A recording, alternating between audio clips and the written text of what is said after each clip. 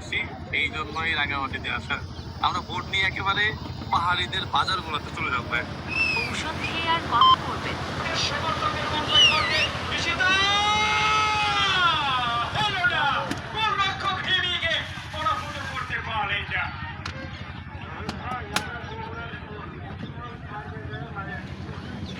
কতটুকু নিলেন আপনার? 100 গ্রাম। কয় পিস? 3 পিস। সিদাপ নেই। যারা এখনো লিটল ট্রান্সফার থেকে পারচেজ করছে। আসসালামু আলাইকুম, আপনারা কোথায়? আসেন আসেন, দুইজন, শুধু দুইজন আসেন, এদিকে আসেন। ব্যাগের টঙ্কার জুতার ধুলো ময়লা আর কি খবর?